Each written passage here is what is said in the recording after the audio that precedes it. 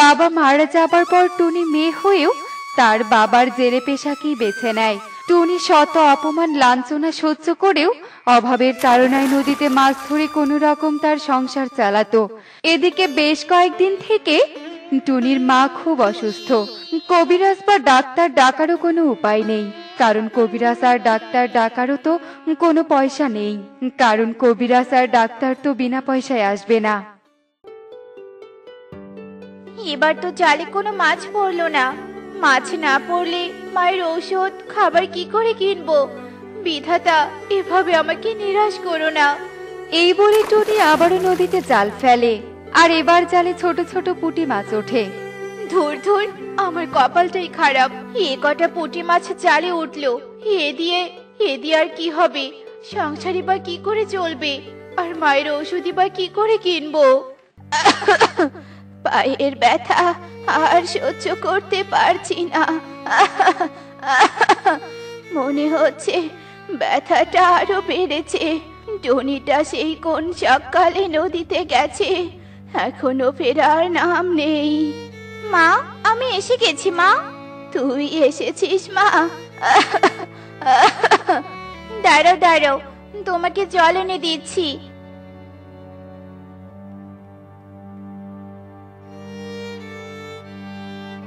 এই নাও মা, জলটুকু খেয়ে নাও। এখন আর কথা বলো না তো, শুয়ে বিশ্রাম নাও। মায়ের এমন করুণ অবস্থা দেখে টুনি মনে মনে ভাবে, না, আমি আর মায়ের এই অবস্থা দেখতে পাচ্ছি না।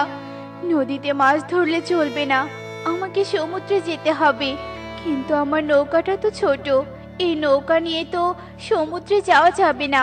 কালু দাদাও তো জেলে, তার তো অনেক বড় নৌকা। আমি বরং আজকের জন্য নৌকাটা ধার নেই কালু দাদার থেকে।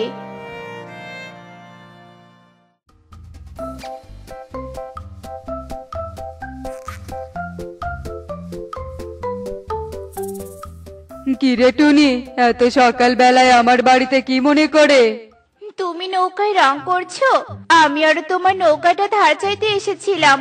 আসলে ভাবছিলাম আজ সমুদ্রে যাব। কিন্তু আমি তোকে নৌকাটা দিতে পারবো না টুনি, মাত্র নৌকাটা মেরামত করে রং করলাম। বুঝতে পেরেছি দাদা। ঠিক আছে দাদা, তুমি নৌকায় রং করো, আমি আসছি। এরপর টুনি চলে যায় আর সিদ্ধান্ত নেয় তার ছোট্ট নৌকা করে সে সমুদ্রে যাবে। এই নৌকাটা তো নিয়ে সমুদ্রে এলাম, কিন্তু নৌকাটা তো ঢেউয়ের তালি সামলাতে পারছে না। তবে কি আমি সমুদ্রে এসে ভুল করলাম? টুনি এসব বলতেই হঠাৎ সমুদ্রে প্রবল ঝড় ওঠে। টুনির নৌকা দুলতে থাকে। হঠাৎ একটা স্রোতের ঢেউ পাক দিয়ে ওঠে আর টুনির নৌকা আছড়ে পড়ে। সঙ্গে সঙ্গে নৌকা পানিতে ডুবে যায়। মনটা এমন কু ডাকছে কেন? বিধাতা, তুমি আমার মেয়েটাকে রক্ষা করো। এদিকে টুনি সমুদ্রে একটা কাঠের টুকরো পেয়ে সেটা আঁকড়ে ধরে। মারে, ভাগ্যে সেই কাঠটা পেলাম, না হলে এই জন্মের মতো সমুদ্রের তলায় আমার সমাধি হয়ে যেত। এরপর টুনি ওই কাঠ ধরে ভাসতে ভাসতে কোনো রকমে একটা দ্বীপে এসে পৌঁছায়। ওই দ্বীপে কোনো ঘর বাড়ি গাছগাছালি কিচ্ছু ছিল না, চারদিকে ছিল শুধু বালু আর বালু। হে কি, এটা তো মনে হচ্ছে একটা মরুভূমি। এখানে জনপ্রাণী তো দূরে থাক, ছায়ায় বসার মতো একটা গাছও নেই। রোদের তীব্রতা অনেক বেশি। বিধাতা, এ আমি কোথায় এসে পড়লাম? টুনি এক মরুভূমির দ্বীপে এসে পড়লে দিশেহারা হয়ে পড়ে আর সে এদিক সেদিক আশ্রয়ের জন্য ছোটাছুটি করতে থাকে। বিকেল গড়িয়ে সন্ধ্যা হতে চললো, কিন্তু এখনো তো আমি কোনো আশ্রয়ের ব্যবস্থা করতে পারলাম না। আশেপাশে তো শিয়ালের ডাক ভেসে আসছে। এভাবে থাকলে তো আমার মৃত্যু নিশ্চিত। কি যে করি? টুনি ক্লান্ত হয়ে হাঁটতে থাকে। এমন সময় তার সামনে এক হিংস্র শিয়াল এসে যায়। টুনি এতটাই ক্লান্ত ছিল যে উড়ার মতো তার শক্তি পর্যন্ত ছিল না। আরে আরে, এ তো দেখছি মেঘনা চাইতেই জল। এতক্ষণ থেকে খাবার খুঁজছি, অবশেষে আমি একটা খাবার পেলাম। বিধাতা, তবে কি আমাকে শিয়ালের পেটে যেতে হবে? শিয়াল মামা, আমাকে খেও না, দয়া করে আমাকে ছেড়ে দাও। এতক্ষণ পর একটা খাবার পেয়ে কিনা ছেড়ে দিব? কখনোই না। কতদিন পর একটা টুনি পাখি পেলাম। পাখির নরম মাংস খেতে তো খুব সুস্বাদু, তাই এখন আমি তোকে খাবো। শিয়াল যেই না টুনির দিকে এগিয়ে যায় তখনই সেখানে বিকট শব্দ হয়, যেন মনে হয় পুরো আকাশটা মরুভূমিতে আছড়ে পড়েছে। এটা কি হলো?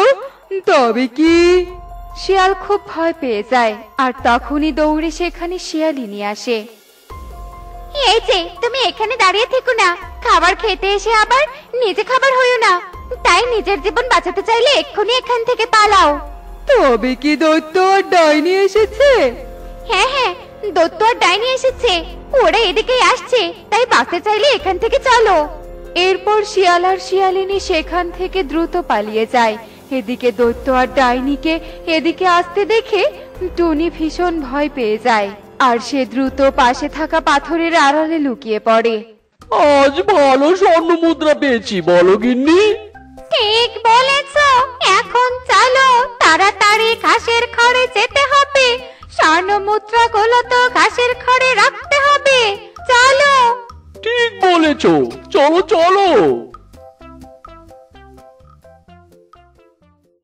এসব আমি কি শুনলাম?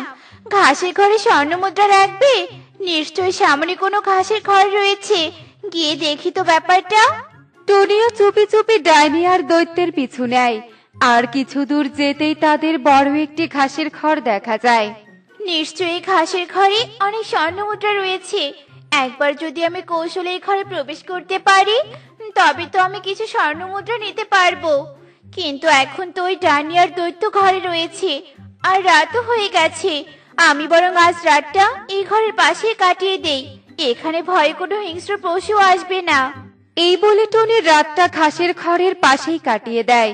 আর পরের দিন সকাল হতেই টুনির যখন ঘুম ভাঙে, সে দেখে দৈত্য আর ডাইনি ঘাসের ঘর থেকে চলে যাচ্ছে। এই সুযোগ, ওই ডাইনি আর দৈত্য ঘরে নেই। এই সুযোগে আমাকে এক্ষুনি এই ঘরে ঢুকতে হবে আর কিছু স্বর্ণ মুদ্রা নিয়ে পালাতে হবে। কিন্তু এই ঘরে প্রবেশ করার আগে নিজের রক্ষার জন্য কিছু একটা নিতে হবে। ওই তো সামনে থাকা ওই পাথরটা নিয়ে যাই।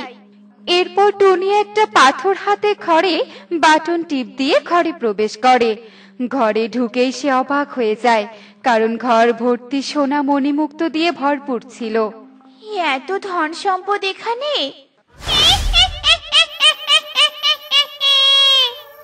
কি ভয়ঙ্কর! আমি এখানকার পাহারাদার। কি ভেবেছিস তুই এখানে এসে সোনা দানা চুরি করবি? এত সহজ নয়। টুনি দ্রুত দরজার দিকে যেতে ধরে, কিন্তু দরজা বন্ধ হয়ে যায়। সে কিছুতেই বেরোতে পারে না। দয়া করে আমাকে ছেড়ে দাও, আমি তো কোনো কিছুতে হাত দিইনি, আমাকে ছেড়ে দাও। এই গুহায় খালি হাতে আসলে এখান থেকে আর কেউ বের হতে পারে না। এখানকার একটা শর্ত আছে, বুঝলি? সমপরিমাণ ওজনের জিনিস রেখে সমপরিমাণ ওজনের জিনিস নিয়ে যেতে পারবে। রাক্ষসের এই অদ্ভুত কথা শুনে টুনি চিন্তা করতে থাকে আর তখনই তার মাথায় একটা বুদ্ধি এসে যায়। রাক্ষসী দেখো, আমি এখানে খালি হাতে আসিনি, আমার হাতে পাথর রয়েছে। আর তোমার শর্ত অনুযায়ী তো আমি পাথর রেখে এর সমপরিমাণ সোনা নিতে পারবো আর এখান থেকে বেরও হতে পারবো। কি পাথর? হ্যাঁ, তোমার কথা মতোই আমি পাথর রেখে যাচ্ছি। আর আমি তো খালি হাতে আসিনি, পাথর নিয়ে এসেছিলাম। এবার তবে আমাকে যেতে দিবে? হ্যাঁ, এই নাও পাথর সমপরিমাণ স্বর্ণ মুদ্রা। এরপর রাক্ষসী তার জাদু বলে দরজা খুলে দিতেই টুনি সেখান থেকে দ্রুত পালিয়ে সমুদ্রের ধারে এসে পৌঁছায়। এরপর টুনির নজরে এক নৌকা চোখে পড়ে। সেই ইশারায় নৌকাটিকে ডাকলে নৌকা এসে টুনিকে নিয়ে যায়। আর অনেক বাধা বিপত্তি পেরিয়ে অবশেষে টুনি নিজের বাড়িতে এসে পৌঁছায়। মা টুনি, তুই কোথায় গিয়েছিলি? এরপর টুনি তার মাকে সব কথা খুলে বলে। এরপর টুনি কিছু স্বর্ণমুদ্রা বিক্রি করে একটি দোকান দেয় আর কিছু স্বর্ণমুদ্রা দিয়ে তার মায়ের চিকিৎসা করায় আর তার মাকে নিয়ে সুখেই দিন কাটাতে থাকে। তো বন্ধুরা, দেখলে তো বুদ্ধি দিয়ে কি করে বিপদের মোকাবেলা করা যায়।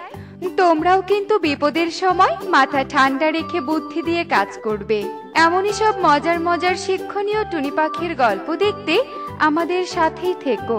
আর গল্পটি কেমন হয়েছে তা কমেন্টে জানাতে ভুলো না কিন্তু। Bye bye. মা, আমি বনে ঘুরতে যেতে চাই, আমাকে বনে নিয়ে চলো। মারে, পরিরাজ্যে আমার অনেক কাজ আছে, আমি আজ তোকে বনে নিয়ে যেতে পারবো না রে মা। তুমি তো অনেক ব্যস্ত মা, তাহলে আমি একাই যাই বনে ঘুরতে। না না, তুই একা যেতে পারবি না, আমি তোকে কাল ঘুরতে নিয়ে যাব, আজ না। আমার আজকেই ঘুরতে যেতে ইচ্ছে করছে। যাই না মা, যাই। দয়া করে না করো না মা, না করো না মা। আচ্ছা ঠিক আছে, আর বলতে হবে না, যা, তবে সাবধানে ঘুরে আসবি। আর মনে রাখবি, তোর ওপর আমার সব সময় নজর থাকবে, কোনো দুষ্টুমি করবি না কিন্তু। আচ্ছা ঠিক আছে মা, আমি চললাম। পরিকন্যা তার মায়ের কাছ থেকে বিদায় নিয়ে পরিরাজ্য থেকে বেরিয়ে বনের দিকে চলতে থাকে। আর কিছুক্ষণের মধ্যেই বনে এসে পৌঁছায়। আহা কি আনন্দ আকাশে বাতাসে, আহা কি আনন্দ আকাশে বাতাসে। বাহ, বনটা তো দেখতে খুব সুন্দর, কি সুন্দর সবুজে ঘেরা, মনটা ভালো হয়ে গেল আমার। দেখো পাগলি কন্যার কাজ দেখো, সামান্য বনে ঘুরতে গিয়ে কি খুশিটাই না হয়েছে। মা পরি এভাবে জাদুই আয়নার সামনে দাঁড়িয়ে পরিকন্যা দৃশ্য দেখতে থাকে। কিছুক্ষণ পর হঠাৎ করেই জাদুই আয়না কালো হয়ে যায়। কি হলো এটা? আয়না হঠাৎ এভাবে কালো হয়ে গেল কেন? জাদুই আয়না, পরিকন্যা দৃশ্য দেখাও।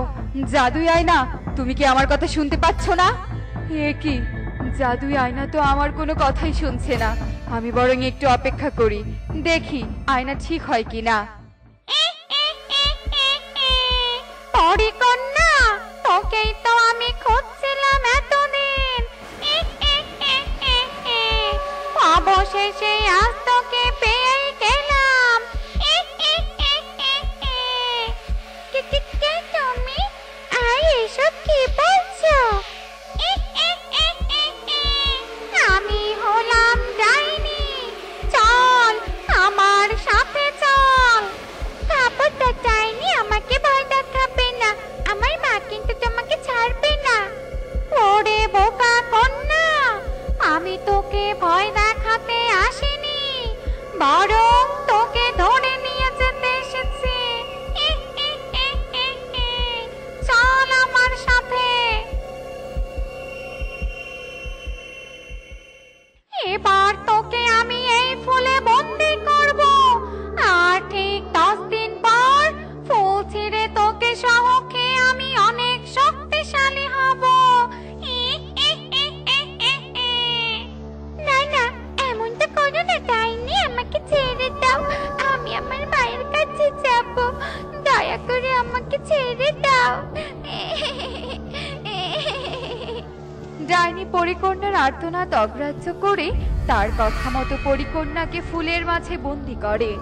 পরিকন্যা, এবার ফুল হয়ে থাক। ডাইনি আমাকে মুক্ত করে পড়ছে, এখানে থাকতে আমার খুব কষ্ট হচ্ছে। মা, আমাকে নিয়ে যাও।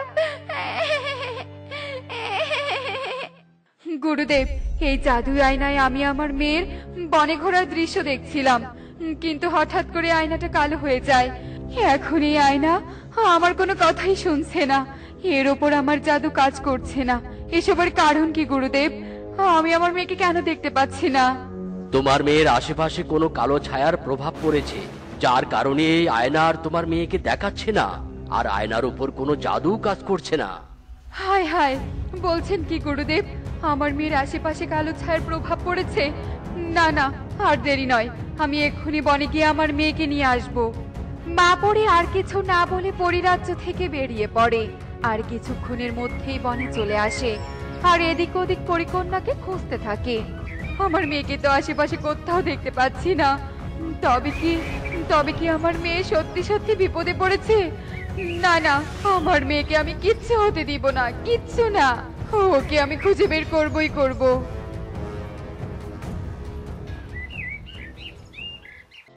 আমি খুবই ক্ষুধা লেগেছে মা, আমাকে খেতে দাও। মারে, ঘরে যে কোনো খাবার নেই, এবার তোকে আমি খাবার দিব কি করে বলতো? মাগো, আমি আর পারছি না ক্ষুধার জ্বালায়, পেটে আমার অনেক ব্যথা করছে, দয়া করে কিছু খাবার দাও, নয়তো যে আমি মরে যাব। এভাবে বলিস না মা, আমি এক্ষুনি বনের পাখিদের কাছ থেকে খাবার নিয়ে আসছি। কাকলি দিদি, অনেক বড় বিপদে পড়ে তোমার কাছে এসেছি, আমাকে একটু সাহায্য করো দিদি, আমাকে একটু সাহায্য করো। কি সাহায্য চাস আগে বল দেখি শুনি। দিদি, আমার ঘরে একটু খাবার নেই, আমার প্রতিবন্ধী মেয়েটা ক্ষুধার জ্বালায় ছটফট করছে, আমাকে একটু খাবার দিয়ে সাহায্য করবে?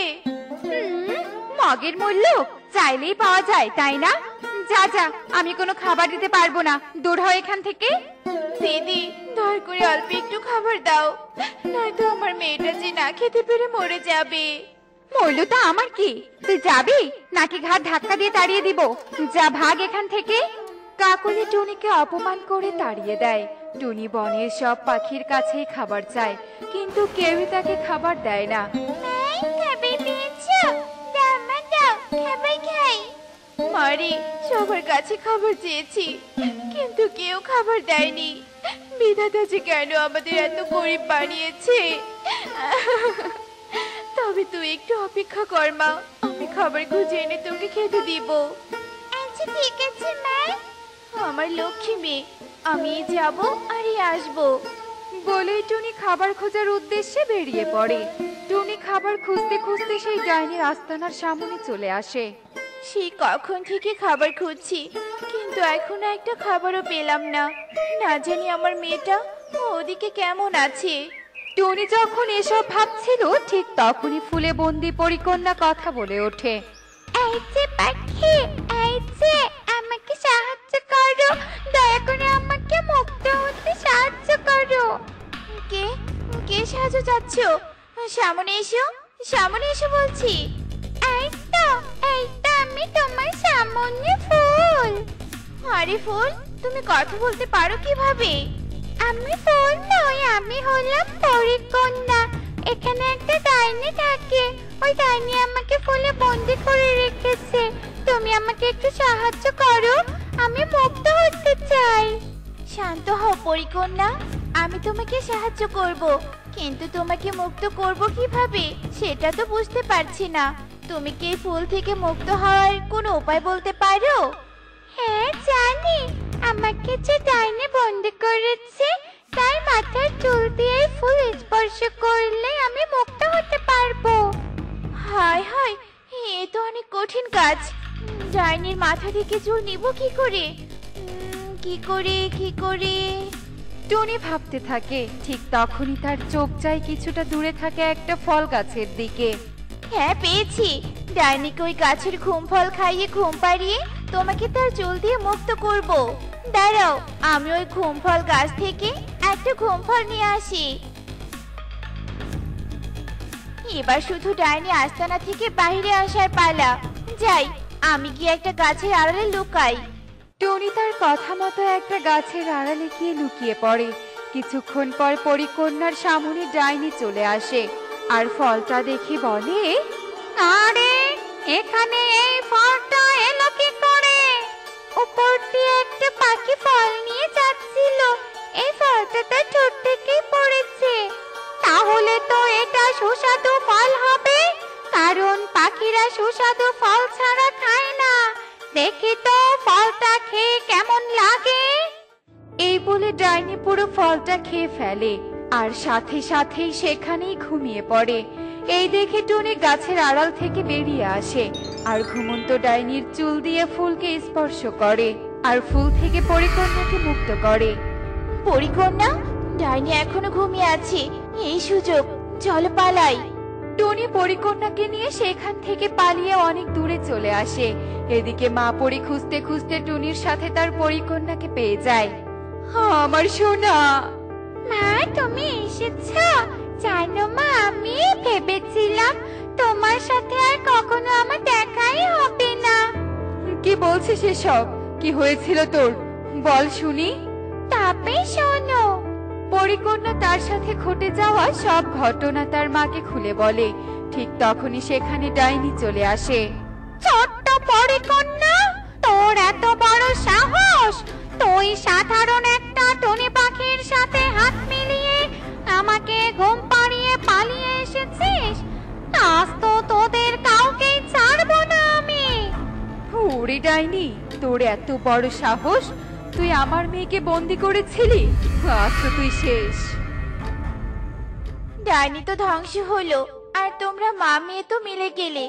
এবার আমি আসি। বাড়িতে আমার ক্ষুধার্ত প্রতিবন্ধী মেয়ে আমার জন্য অপেক্ষা করছে। দাঁড়াও টুনি, তুমি আমার মেয়ের প্রাণ বাঁচিয়েছো, তোমাকে আমি খালি হাতে যেতে দিব না।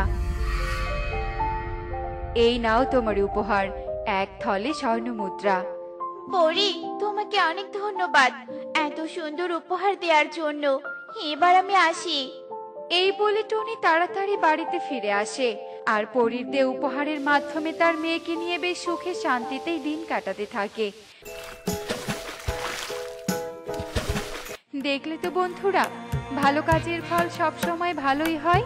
এমনই সব মজার মজার শিক্ষণীয় টুনি পাখির গল্প দেখতে আমাদের সাথেই থেকো। আর গল্পটি কেমন হয়েছে তা কমেন্টে জানাতে ভুলো না কিন্তু। Bye bye.